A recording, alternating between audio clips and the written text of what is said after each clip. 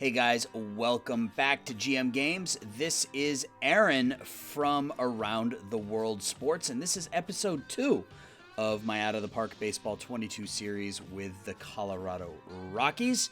We lost opening day. We lost 6-4 to the Dodgers on opening day.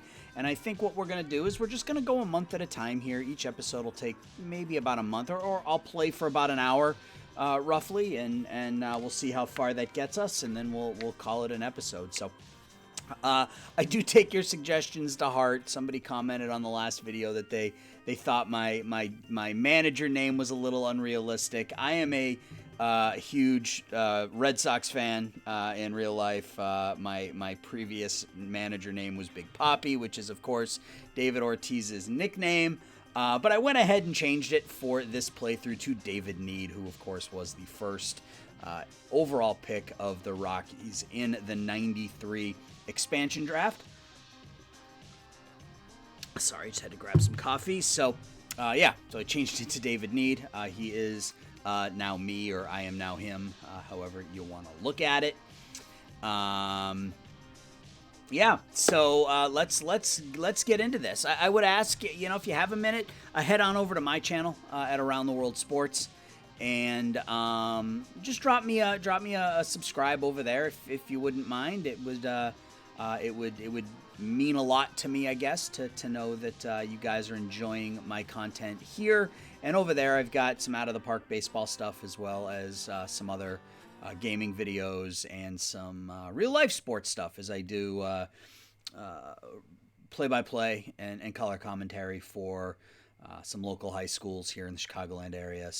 I did some minor league baseball last year, that sort of thing. And then I've done some interviews with some sports people, as it were. So head on over to my channel. Give me a subscribe over there if you like what you see here. Also, of course, subscribe and like to the GM Games channel. These guys have a ton of sports gaming content. So if you're like me and you love sports simulation style games, then the GM Games channel is absolutely one that you should be subscribed to and following. So at any rate, we're gonna jump right in. Like I said, I think we're just gonna, we'll play for an hour or so, maybe a little bit more than that, depending on how frisky I'm feeling, and we'll just sim ahead, because I don't want these seasons to take forever. Like, I don't want each season to be 9 episodes or something. So I may go a month and a half at a time. I may go 2 months at a time. It just all depends on how I'm feeling and that sort of thing. So from a team development point of view, one of the things that I don't like to do when I take over a rebuild is completely gut the team and just trade half the roster in the first season. So those of you who maybe think I should move on from Trevor Story or Herman Marquez or somebody like that, you may be disappointed. I try to keep this as realistic as possible, and those are the faces of this franchise right now, Story and Marquez. So I'm not keen on moving them. If the right deal comes up, I'll consider it. But there are plenty of other names on this roster that I can move on from as we move through the season. So let's just jump right in. So we're gonna go to the schedule. We're just gonna go a day at a time and see what happens. So, and I do have every league. We signed Yoenis Cespedes. I forgot about him. I forgot that we had offered him a contract. So let's throw him on. We're gonna have to put him on the roster. Designated for assignment. And we only have 3 outfielders, so we're going to have to send somebody down here.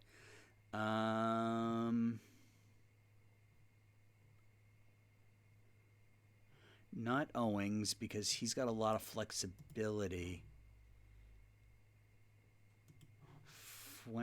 Maybe Bird? No. I got to send somebody else. It's not going to be Hampson. Not going to be McMahon. I think it's got to be Fuentes. We'll bring Cespedes up, and we will stick him in the lineup against lefties. And Owings can play third, but not very good. But that's fine. I want him in the lineup, so we'll put him there. Can Tapia play center? I mean, this is just it's just bad, right? It's just bad.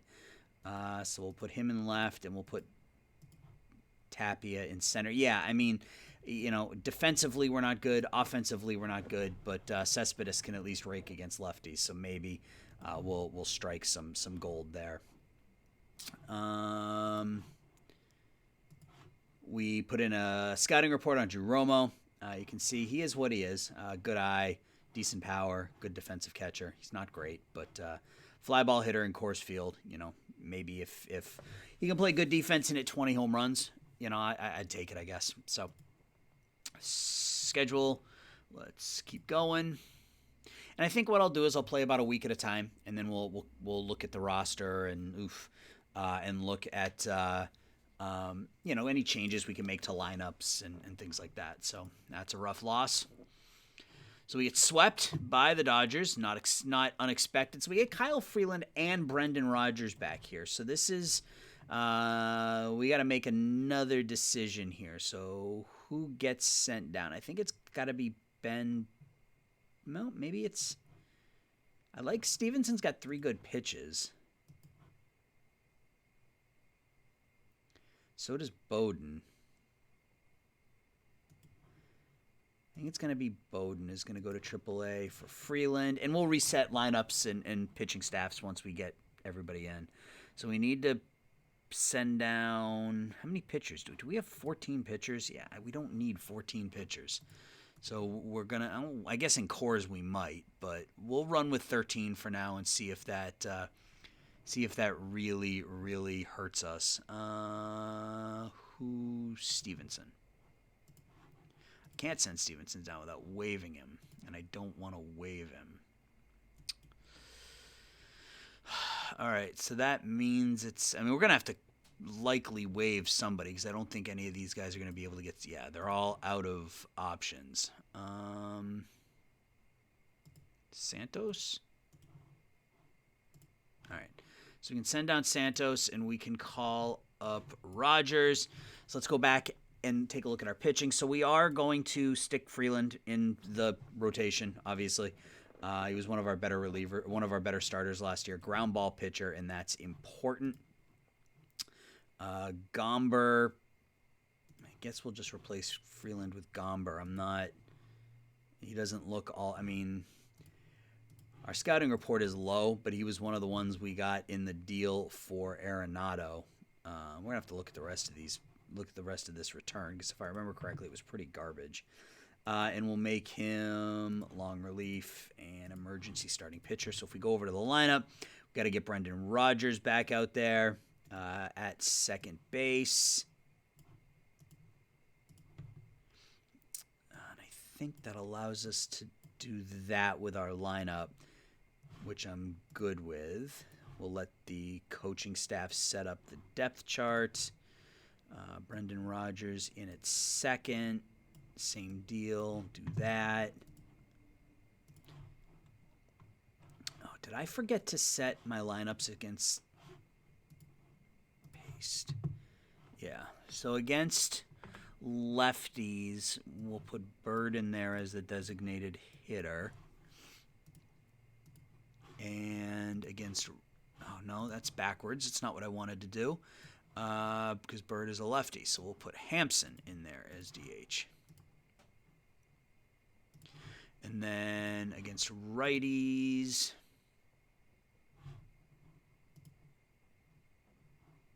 Yeah, against righties, that's fine, I think. Right? No, I got to get Rodgers out there. And I got to do this and that. So that lengthens our lineup a little bit. It's still not very good, but at least Rodgers has some potential with the bat, and he's a very good defensive second baseman. So we've started out 0-4, and this is our 0-3. It's about to be expected. So let's finish up this series against the Dodgers.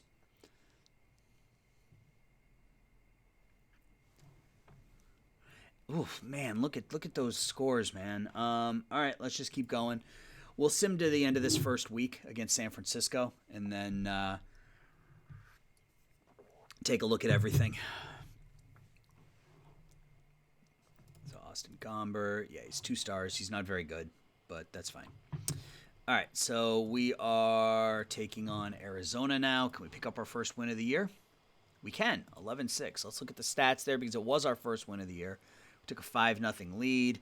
They then scored 3. We had a 6-run 7th inning. Tapia is 522. Trevor Story's hitting really well. 3 home runs, 7 RBIs. Crone got a couple of home runs. McMahon went 2 for 3. Freeland gave up 5 and 7 1/3, but picked up the win. So we get our first win of the year. So that's good. Let's keep going. Yeah, I think I was in the middle of saying this, but I have every league enabled. So the sim time takes a little bit longer, but since we're only going a day at a time, it's not the end of the world. We lose a tight one. We lose another tight one, so we are 1-6. Take on the Giants, make it 1-7. 1-8. 2-9. So yeah, we're not winning, and we scored 5 runs in the ninth, so that helped. But offensively, we're getting some decent performances. Tapia is still hitting over 400. Blackman's hitting 375. Story's got 3 home runs. Crone is hitting 290. So Freeland picks up both wins for us. All right, so let's take a look at where we are and see if we want to make any changes. Shogo Akiyama traded for Vince Velasquez. Scherzer is out for 2 weeks. Not a big deal. Harper's out for the 4 to 5 months for Bryce Harper. All right. So offensively, we're middle of the pack, which is, all things considered, I'll take it. We weren't a very good offensive team from a ratings perspective, but they're holding their own right now. 4th in the league in runs scored. Obviously, pitching is where we are struggling. Pitching and defense has not been good. Looks like Marquez bounced back a little bit in his second start. Yeah, I only gave up 1 run in 5, so that's nice. Gray and Gonzalez are both struggling. Trevor Story off to a pretty good start. And I see a lot of value in Trevor Story.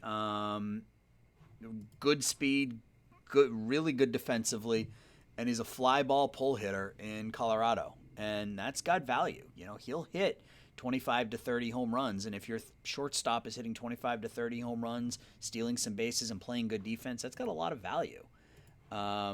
He wants a lot of money, but we have a lot of money to spend, so especially if we move some of these other contracts as we move on. So I'm a Trevor Story fan.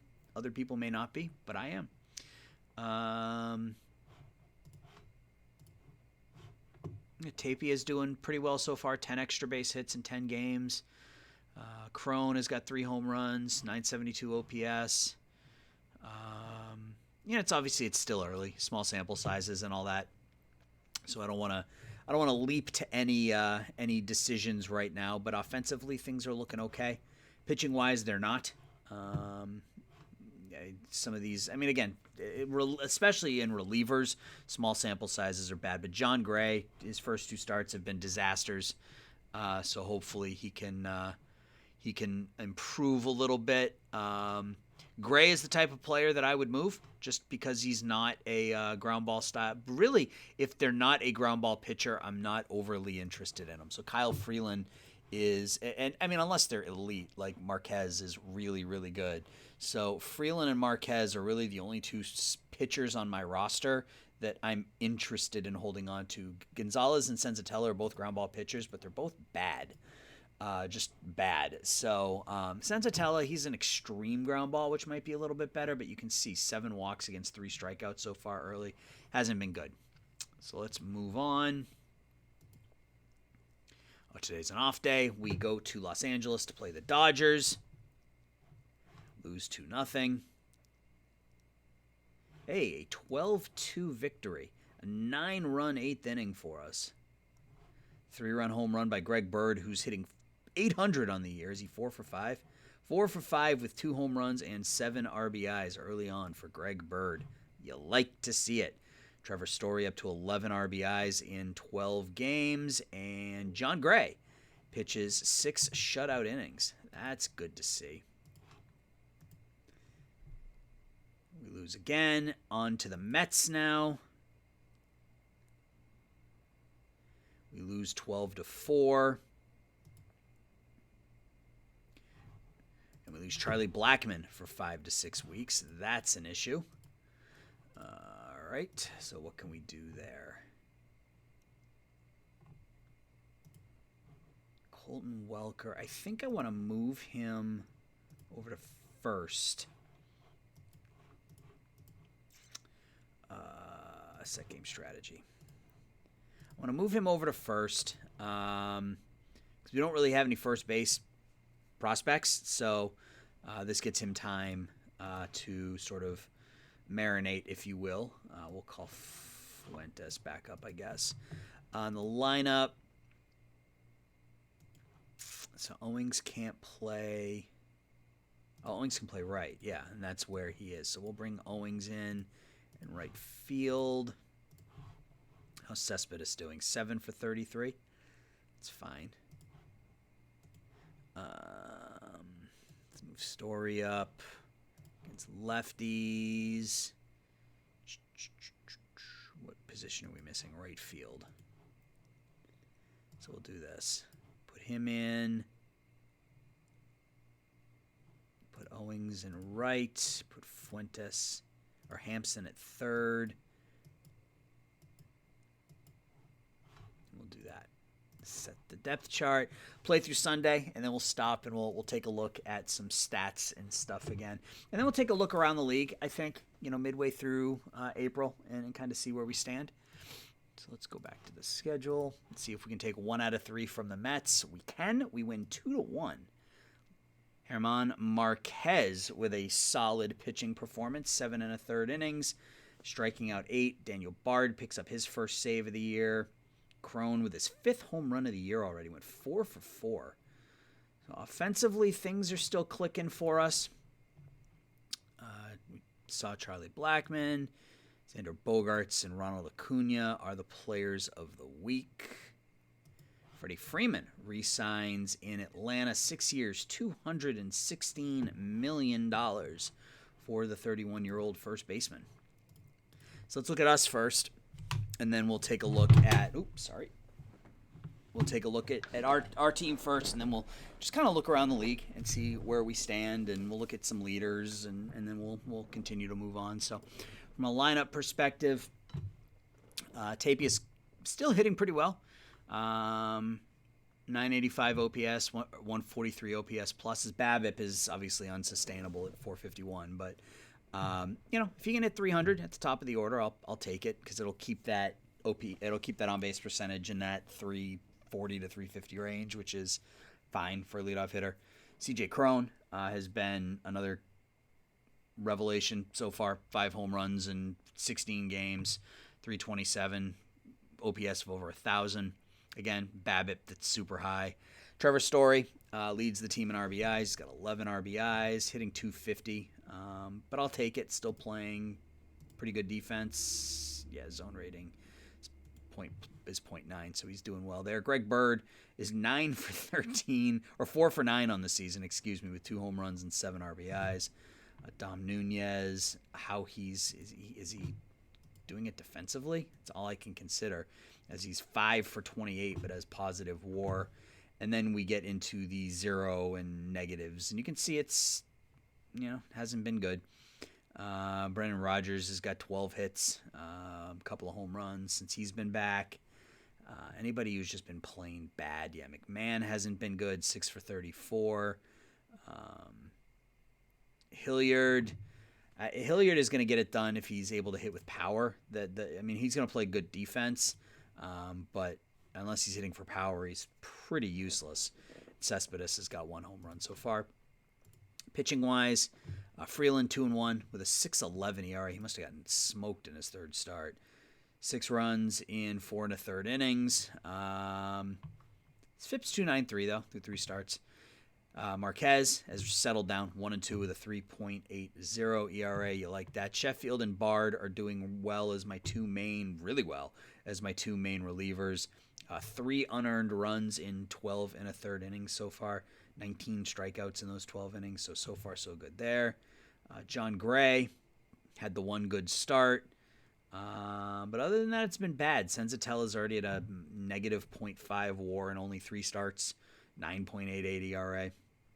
And he hasn't pitched well. I mean, his FIP is 9.3, so he's been bad. So do we give him one more start and then move on to Gomber if that doesn't work?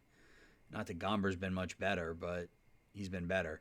Our bullpen hasn't been terrible. Diaz, Oberg, Givens, Bard, and Sheffield are all doing pretty well. So let's take a look at the monthly standings.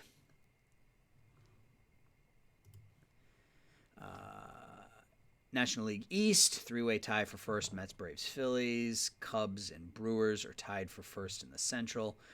We have the second worst record in the National League behind only the Pirates. The Giants surprisingly lead the West right now with a 10-5 mark. I expect that to change.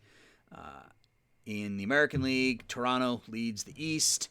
The White Sox lead the Central, and the Astros lead the West. Definitely the 3 best teams out there so far through the first couple weeks of the season. Charlie Blackmon was second in the National League in hitting until he hurt his knee. So that's where we are there. Do we want to make any changes? Let's look at how are some of our prospects doing. So Welker, I guess, is their season not started yet? Let's look at... Yeah, their season hasn't started yet. Okay. That's fine. So we're 4-12, not a great start. Do we want to... Let's start shopping John Gray now just so we can get an idea of what it is going to be available for him. And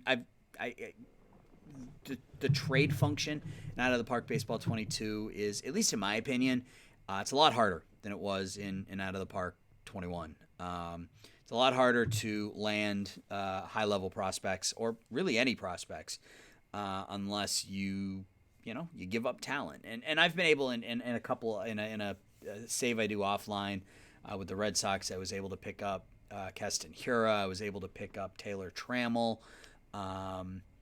But that was through a lot of negotiation. So, and I don't want to spend, each episode kind of in this trade block or in this shop a player function. So there may be some, especially as we get closer to the trade deadline, there may be a lot of, I'm going to mess around, look for a deal, and when I come back, I'll show you what I landed, that kind of thing. But let's at least get a feel for what John Gray is going to bring us. So we'll do veterans, regulars, and prospects to see if there's anything that intrigues us.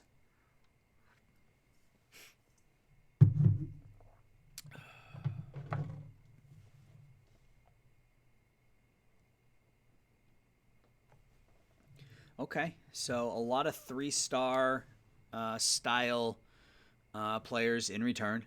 I would consider making a deal for one of these players if they were like long-term contracts that weren't terrible. Most of these look pretty bad, though.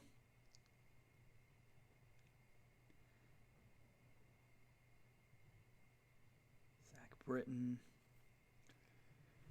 Archie Bradley's, he's a reliever at this point. Will Myers, 3.5 star, but $20 million for the next 3 years. But man, he can hit. That bat might play pretty well in Coors, but not at $20 million. I mean, maybe if I could get San Diego to eat some of that.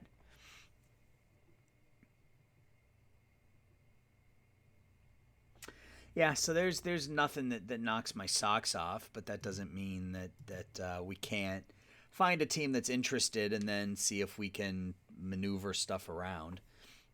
I have no intention of trading him right now, unless I get a deal that's, that I find to just be well worth it. Trey Mancini, but he's a little bit older.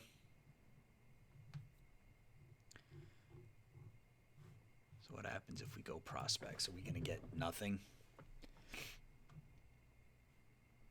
Because the other thing I can do is eat the there's just not interest. So what happens if I eat all of his contract? Because we've got money to throw around right now. So if we can get a better prospect for Gray, because we have to eat the entirety of his contract, then so be it. It's all bullpen arms, though. That's the problem.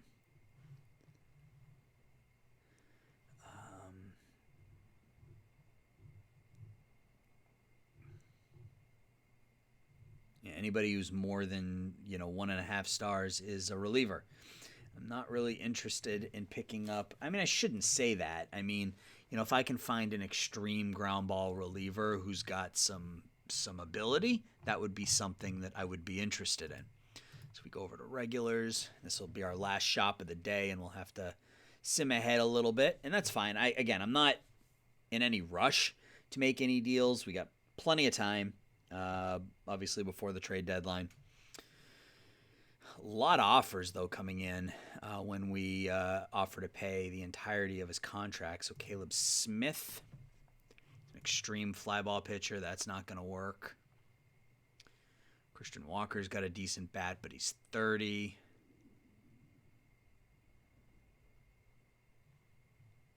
Pedro Severino, decent hitting catcher. Reynaldo Lopez, extreme fly ball pitcher.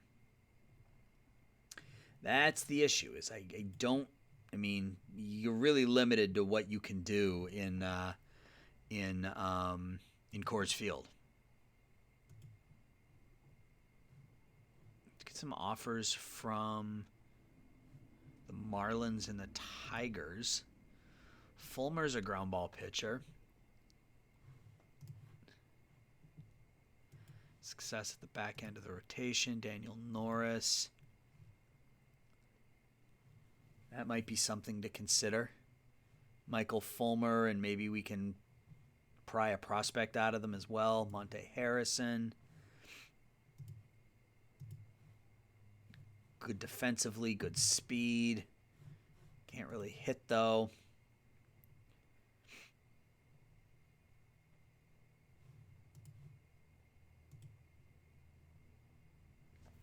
Dylan Bundy.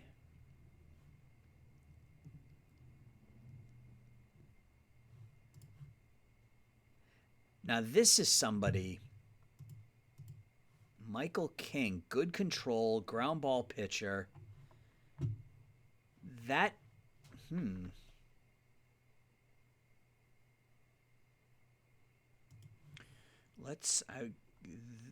Sean Reed Foley. I guess he's lost some of his luster over the years. 4 really good pitches, though.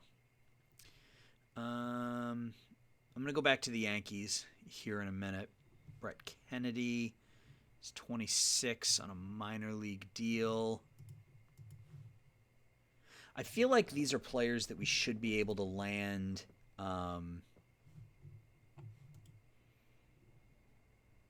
without giving up kind of the main prospects on our team. Aaron Sanchez would be, I mean, he's only listed as a normal injury proneness. But he's 28. John Gant, Jose Rondon. Tampa with some offers.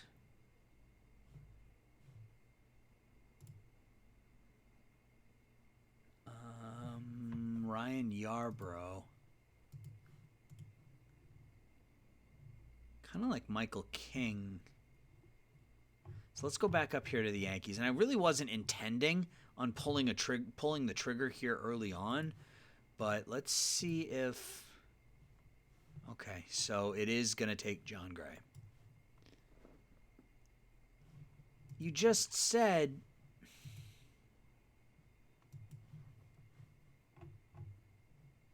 Oh, because I ate the money on his contract. Right. So if we go here, would this deal make us better off? Maybe. I doubt it could hurt. He likes the proposal. So can we pull anything back? And, as much as I would like Dominguez or maybe Clark Schmidt. Okay. He's 25, but again, ground ball pitcher, good stamina. I mean, he would immediately both of these guys would immediately become starters for us. So do we pick up 2 starters making the league minimum in exchange for a bubble for one of these players? I mean, he's 22 and he's in high A.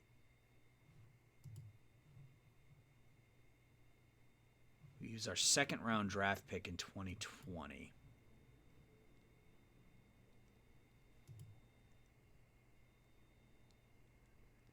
I think we move on from Toglia.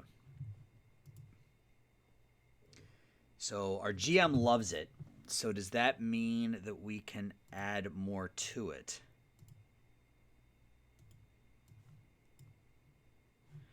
No, we can't take Garcia. Neither of these guys are super young, but, I mean, they're both, 25? So, I mean, I feel like this is a smart move. Glenn Otto?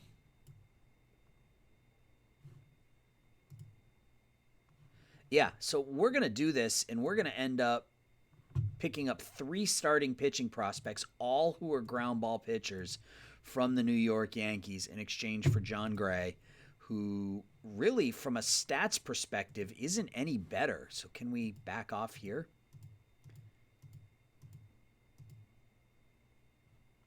Okay, so that's fine. So we can back off to about 70%. I'm going to complete that trade. And I wasn't intending on making a deal right off the bat, but it feels like the right move. So all of these guys need to... Well, Otto's not ready yet, so let's get a scouting report on him. In fact, I think, do we need to get scouting reports? Yeah, we need to get scouting reports on everybody. Not Michael King. King is going to come up and he's going to go right into the rotation. Otto's going to go to AAA. Schmidt will go on the 40-man, and we need to get him up as well. So, Robert Stevenson, I don't think, we can DFA him. And we can bring Schmidt up. And that immediately changes the look of our oops. Senzatella's been terrible, so he'll go to the bullpen. Yeah, that immediately changes the look of our rotation. We now have German Marquez, who's our ace, and then Schmidt, Freeland, King, and Gonzalez are all ground ball pitchers, which is what we want at Coors. So, I mean, hopefully our scout isn't way off base, but I think that really improves our pitching staff. I mean, we spent essentially $5 million to send John Gray to the Yankees and get 3 sub-26-year-old starting pitchers. So I think that works. That wasn't intentional. I had no intention of making a deal right off the bat, but that's how things work out, I guess. So, all right, let's continue on. I'm going to take on the Astros here in a minute. So Glenn Otto. All right, so our scout isn't quite as high on him, but still, 3 good pitches, ground ball pitcher. His control needs some work. Actually, we'll probably send him to AA. He's probably a little outmatched in AAA right now, but that's fine. So Mike Trout is injured for 2 weeks. All right. Team schedule. See what we get out of Schmidt. Okay, so we are kind of right where this, right where Otis, and he's the number 46 prospect in baseball. I didn't realize that. 4 really good pitches. I like this, and he unfortunately got lit up in his first start, but overall, I think he's going to be a solid pickup for us. All right, next game against the Astros. Another loss to Philadelphia. We are 4-14.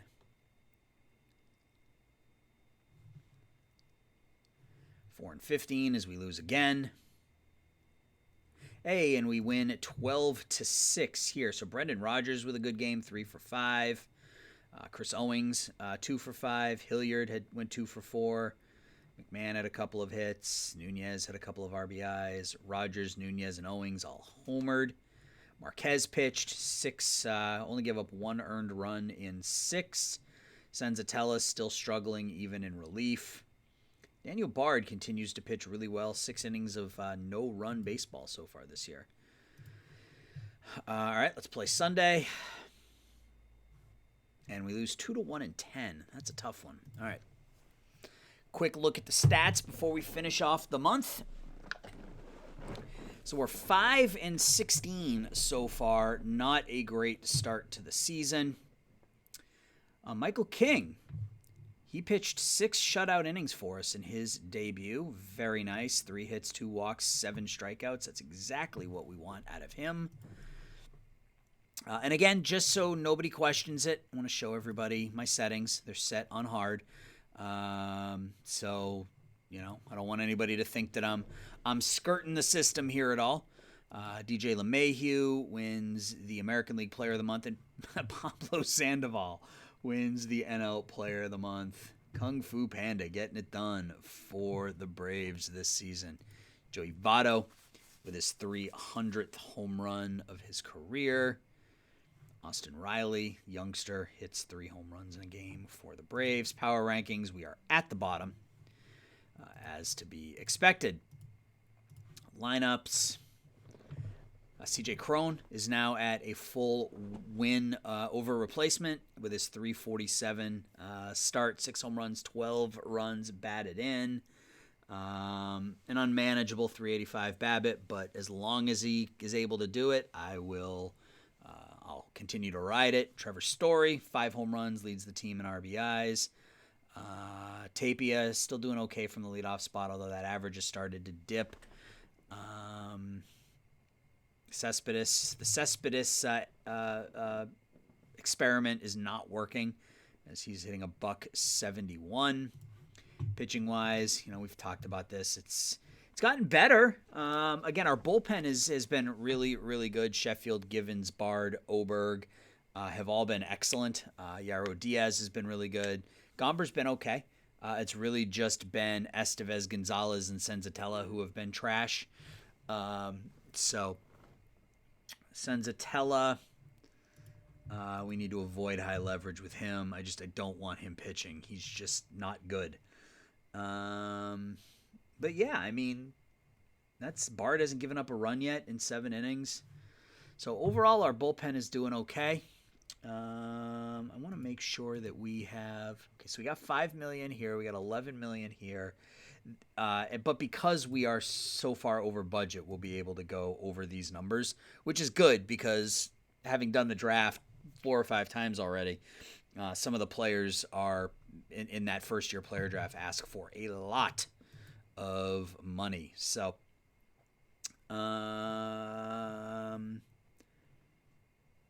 has the AAA team, have they started playing yet? No, their first game is May 6th, so they still got a ways to go.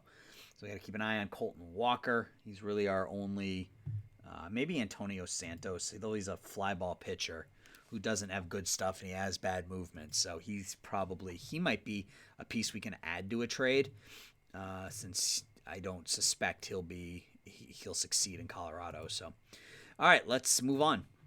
Let's get to the end of the month here. Player designated for assignment, Robert Stevenson, can go to AAA.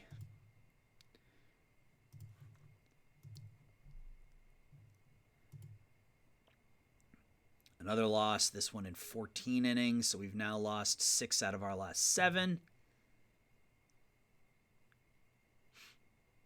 Make it 7 of our last 8.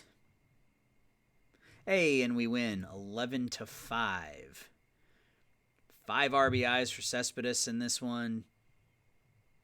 Brendan Rodgers went 3 for 4.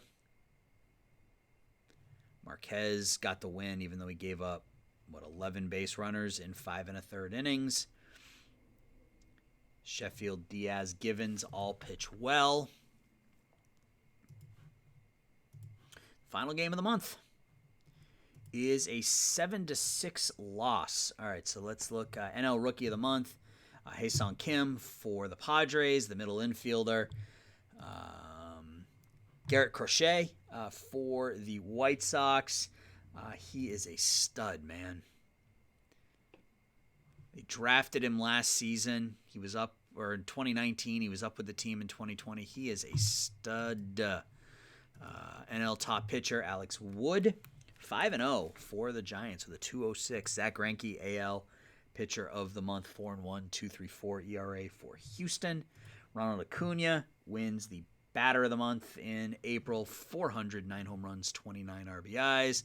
Alex Bregman, 301, 9 homers, 24 RBIs. San Diego players are dismayed over the clubhouse dictatorship. They don't like Jace Tingler, unfortunately. Anyway, and Ian Anderson done for the season. So tough break for the Braves there. Player development. Sheffield got his stuff up to 100. 21 strikeouts in 13 innings so far. So far, so good for Jordan Sheffield. Clark Schmidt hasn't been, well, he was good in his second start. Only got up 3 runs in 7 innings, 11 ground ball outs. That's what you like to see. Scott Oberg is improved, but, I mean, he's 31, so you don't expect much there. Marquez got a little better. King, his control continues to improve, and that's where he's going to make or break it, right? I mean, if he ends up with an 81 control, you can get by with all of this other stuff. 2 decent starts for us so far. 7 ground ball outs in 11 innings. Austin Gomber, still 2-star. Givens, Freeland, control and stamina got better. Movement dropped a little bit. Brendan Rodgers is up to 3.5 stars now. That contact ticked up. His defense ticked up. So we're pretty okay at the top of our lineup with Tapia and Rodgers. Hampson, Fuentes, Cespedes, Hilliard got better. Unless that contact improves, though, none of this other stuff. I mean, his current contact went from 21 to 25, and his potential went from 26 to 29. But, I mean, he's already 27, so he's going to max out here at some point. Blackman is still out for another 3 to 4 weeks. Anybody else? Jeromo. Well, Glenn Otto was our pickup. We've already seen what he looked like. And then Drew Romo looks like his contact and power, gap power improved a little bit, but he's still going to be a, kind of a high on base, high power, good defensive, low batting average style catcher. So, cool. So yeah, so that's we're 6-20. It hasn't been a good start to the season. If we take a look at the lineups, Trevor Story now leads us in WAR at 1.4, 7 home runs, 17 RBIs. Yeah, see, Trevor Story to me, he's a plus. He's a bonus. He's, this isn't all about gutting the team, start to finish. Trevor Story is a solid player, and if we can lock him up for like 4 years, like if I could do something like that and then knock a couple million off of each one of these, like I would be okay with that. I mean, that's 4 years, $100 million for a 28-year-old shortstop who will hit 30 home runs, play good defense, and steal a lot of bases. I mean, the value we're going to get for Story in a deal isn't nearly as important to me as what we're going to get here, because we have plenty of money to spend. So let's see, will he take this? No. Okay, so does he want the 6 years, or does he want more money?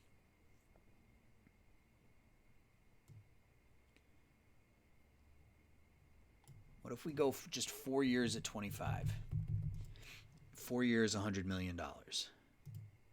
No, so it looks like he wants the additional years. What if we go 5 and we do 23? Not 230. And then bump this to 25, 25, 25, 23. Would he take that? or does he want that 6th year? He would take that. So that's what, 5 years, 175, 98, 100. So 5 years, $121 million. I'm okay with that. It still leaves us with a ton of money. I'm going to make the offer. 5 years, $121 million for Trevor Story, to me, seems like a no-brainer. Now, obviously, if his ratings plummet, that's going to be an issue. But he's the face of the franchise, and I feel like he's done nothing to show that he won't perform to this level. I mean, his second season was a down year, yeah, but every year beyond that, he's put up, I mean, you can't count 2020 because of what it was, but he put up 2 WAR in 60 games. He's put up anywhere between 3 and 6 WAR every year, and he's on pace to do it again this year. So I'm not one for moving Trevor Story. Maybe I made a mistake. Let me know what you guys think in the comments if you feel like, that I should have moved him. But I don't feel like what we could get for a 3-star style player would, and losing him for nothing to me, I don't know. I mean, we could have gotten a 1st-round pick for him, yeah, but I feel like you got to keep some sense of realism. I feel like you have to keep somebody. You can't move everyone, and I think I want to build this lineup around Story and Brendan Rodgers. Like, those are the 2 staples to the lineup. Those are my number 2 and 3 hitters. And again, defense and steals, this to me feels like the type of profile that will maintain. And because his home run power could plummet, and this could be an albatross, but again, ultimately, I don't think it's, with the amount of money we have, we're going to move on from Ian Desmond next year, obviously. So that's going to be $15 million off the books. Gray's going to, we're not going to bring back Senzatella at 3.5. We're not going to bring back McMahon at 3. So, we're going to be at like 80 million roughly. I mean, after we sign Story, we'll be up over 100, but we'll be able to back that off some if we're able to move, especially if we're able to move on from Charlie Blackmon. It seems like a no-brainer. This is the contract I need to get out from underneath. But even then, it's not long-term. I mean, it's only 1 more year at 21, and then he makes 10 the following year. So, yeah, I don't feel like that's a terrible deal. Let me know your thoughts. I have a feeling you guys are going to disagree, but let me know what you think. So we'll take a quick look at the team stats through a month, and we'll call it episode 2. So CJ Cron, 315. He continues to hit the cover off the ball. Tied for the team lead in home runs. Tapia, 301. That on-base percentage is still hovering around 360, so he's fine in the leadoff spot. Dom Nunez, our backup catcher, is outperforming our starting catcher. He's got 4 home runs already. Bird is cooled off. He's 5 for 15, but he's playing mostly in a pinch hitter role. Brendan Rodgers, 3 home runs, 8 RBIs, 753 OPS, a little bit below average on the OPS plus. The BABIP is like a little bit low, but I think he'll be fine. McMahon with 15 RBIs, even though he's only hitting 203, so he's getting it done when given the opportunity. Hilliard struggling with the bat. Owen struggling with the bat. Cespedes struggling with the bat.